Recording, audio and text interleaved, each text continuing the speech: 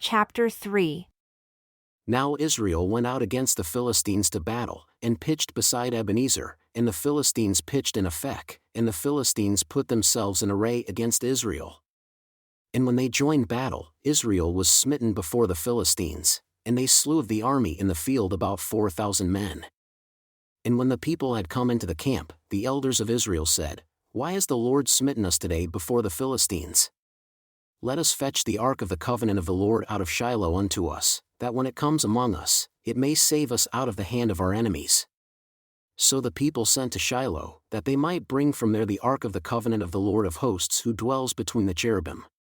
And the two sons of Eli, Hophni and Phinehas, were there with the ark of the covenant of God. And when the ark of the covenant of the Lord came into the camp, all Israel shouted with a great shout, so that the earth rang again. And when the Philistines heard the noise of the shout, they said, What does the noise of this great shout in the camp of the Hebrews mean? And they understood that the ark of the Lord had come into the camp. And the Philistines were afraid, for they said, God has come into the camp. And they said, Woe unto us, for there has not been such a thing before now. Woe unto us, who shall deliver us out of the hand of these mighty gods? These are the gods that smote the Egyptians with all the plagues in the wilderness.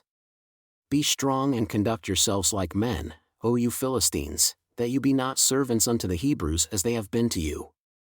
Conduct yourselves like men and fight. And the Philistines fought, and Israel was smitten, and they fled every man into his tent. And there was a very great slaughter, for there fell of Israel 30,000 foot soldiers, and the ark of God was taken. And the two sons of Eli, Hophni and Phinehas, were slain. And there ran a man of Benjamin out of the army and came to Shiloh the same day, with his clothes rent and with earth upon his head. And when he came, behold, Eli sat upon a seat by the wayside watching, for his heart trembled for the ark of God.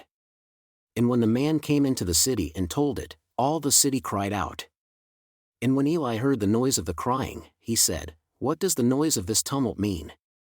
And the man came in hastily and told Eli. Now Eli was 98 years old and his eyes were dim, that he could not see. And the man said unto Eli, I am he that came out of the army, and I fled today out of the army. And he said, What is there done, my son?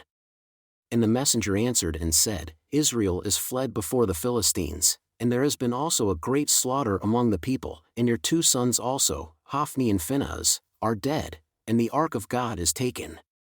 And it came to pass, when he made mention of the ark of God, that he fell from off the seat backward by the side of the gate, and his neck broke, and he died, for he was an old man, and heavy.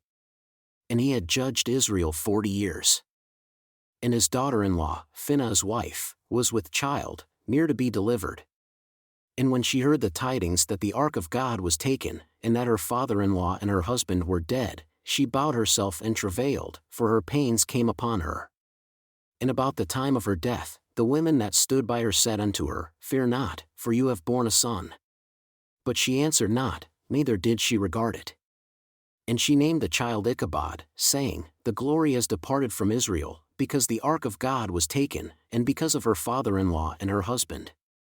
And she said, The glory has departed from Israel, for the ark of God is taken. And the Philistines took the ark of God and brought it from Ebenezer unto Ashdod. When the Philistines took the ark of God, they brought it into the house of Dagon and set it by Dagon. And when they of Ashdod arose early on the next day, behold, Dagon was fallen upon his face to the earth before the ark of the Lord. And they took Dagon and set him in his place again. And when they arose early on the next morning, behold, Dagon was fallen upon his face to the ground before the ark of the Lord. And the head of Dagon and both the palms of his hands were cut off upon the threshold, only the stump of Dagon was left to him. Therefore, neither the priests of Dagon nor any that come into Dagon's house tread on the threshold of Dagon in Ashdod unto this day. But the hand of the Lord was heavy upon them of Ashdod, and he destroyed them and smote them with tumors, even Ashdod and the borders thereof. And when the men of Ashdod saw that it was so, they said, The ark of the God of Israel shall not abide with us, for his hand is heavy upon us and upon Dagon our God. They sent therefore and gathered all the lords of the Philistines unto them, and said, What shall we do with the ark of the God of Israel? And they answered, Let the ark of the God of Israel be carried about unto Gath. And they carried the ark of the God of Israel about there. And it was so, that after they had carried it about, the hand of the Lord was against the city with a very great destruction.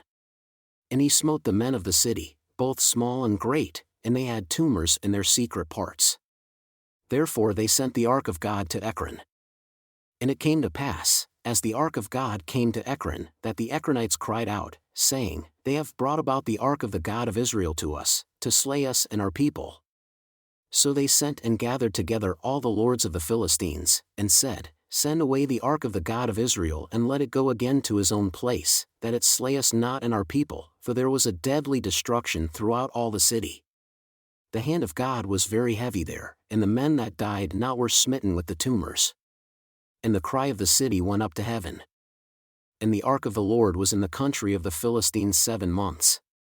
And the Philistines called for the priests and the diviners, saying, What shall we do to the ark of the Lord? Tell us how we shall send it to his place. And they said, If you send away the ark of the God of Israel, send it not empty, but surely return him a trespass offering. Then you shall be healed, and it shall be known to you why his hand is not removed from you. Then said they, What shall be the trespass offering which we shall return to him? They answered, 5 golden tumors and 5 golden mice, according to the number of the lords of the Philistines, for one plague was on you all, and on your lords. Wherefore, you shall make images of your tumors and images of your mice that mar the land, and you shall give glory unto the God of Israel, that perhaps he will lighten his hand from off you, and from off your gods, and from off your land. Why then do you harden your hearts as the Egyptians and Pharaoh hardened their hearts? When he had worked wonderfully among them, did they not let the people go, and they departed? Now therefore make a new cart, and take 2 milk-giving cows on which there has come no yoke, and tie the cows to the cart, and bring their calves home from them. And take the ark of the Lord and lay it upon the cart. And put the jewels of gold which you return him for a trespass offering in a coffer by the side thereof, and send it away, that it may go. And see, if it goes up by the way of his own border to Bethshemesh, then he has done us this great evil. But if not, then we shall know that it is not his hand that smote us, it was a chance that happened to us. And the men did so, and took 2 milk-giving cows and tied them to the cart, and shut up their calves at home. And they laid the ark of the Lord upon the cart, and the coffer with the mice of gold and the images of their tumors. And the cows took the straight way to the way of Bethshemesh, and went along the highway, lowing as they went, and turned not aside to the right hand or to the left.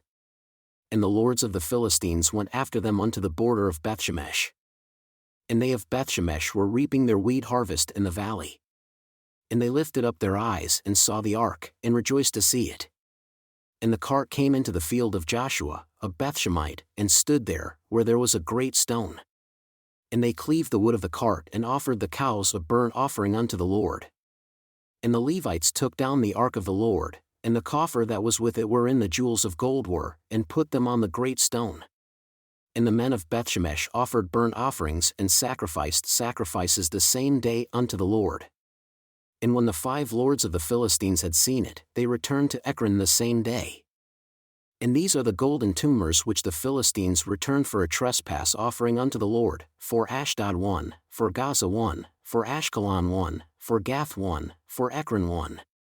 And the golden mice, according to the number of all the cities of the Philistines belonging to the 5 lords, both of fortified cities and of country villages, even unto the great stone of Abel, on which they set down the ark of the Lord, which stone remains unto this day in the field of Joshua, the Bethshemite. And he smote the men of Bethshemesh because they had looked into the ark of the Lord, even he smote of the people 50,070 men. And the people lamented because the Lord had smitten many of the people with a great slaughter. And the men of Bethshemesh said, Who is able to stand before this holy Lord God? And to whom shall he go up from us? And they sent messengers to the inhabitants of Kiriath-Jearim, saying, The Philistines have brought again the ark of the Lord, come down and fetch it up to you. And the men of Kiriath-Jearim came and fetched up the ark of the Lord, and brought it into the house of Abinadab in the hill, and sanctified Eleazar his son to keep the ark of the Lord. And it came to pass, while the ark remained in Kiriath-Jearim, that the time was long, for it was 20 years. And all the house of Israel lamented after the Lord. And Samuel spoke unto all the house of Israel, saying, If you do return unto the Lord with all your hearts, then put away the strange gods and Ashtaroth from among you, and prepare your hearts unto the Lord, and serve him only, and he will deliver you out of the hand of the Philistines. Then the children of Israel did put away Baalim and Ashtaroth, and served the Lord only. And Samuel said, Gather all Israel to Mizpeh, and I will pray for you unto the Lord. And they gathered together to Mizpeh, and drew water, and poured it out before the Lord, and fasted on that day, and said there, We have sinned against the Lord. And Samuel judged the children of Israel in Mizpeh. And when the Philistines heard that the children of Israel were gathered together to Mizpeh, the lords of the Philistines went up against Israel. And when the children of Israel heard it, they were afraid of the Philistines. And the children of Israel said to Samuel, Cease not to cry unto the Lord our God for us, that he will save us out of the hand of the Philistines. And Samuel took a sucking lamb and offered it for a burnt offering holy unto the Lord. And Samuel cried unto the Lord for Israel, and the Lord heard him. And as Samuel was offering up the burnt offering, the Philistines drew near to battle against Israel. But the Lord thundered with a great thunder on that day upon the Philistines and routed them, and they were smitten before Israel. And the men of Israel went out of Mizpeh and pursued the Philistines, and smote them until they came under Bethkar. Then Samuel took a stone and set it between Mizpeh and Shen, and called the name of it Ebenezer, saying, Hitherto has the Lord helped us. So the Philistines were subdued, and they came no more into the borders of Israel. And the hand of the Lord was against the Philistines all the days of Samuel. And the cities which the Philistines had taken from Israel were restored to Israel, from Ekron even unto Gath. And the borders thereof did Israel deliver out of the hands of the Philistines. And there was peace between Israel and the Amorites. And Samuel judged Israel all the days of his life. And he went from year to year in circuit to Bethel, and Gilgal, and Mizpeh, and judged Israel in all those places. And his return was to Ramah, for there was his house. And there he judged Israel, and there he built an altar unto the Lord.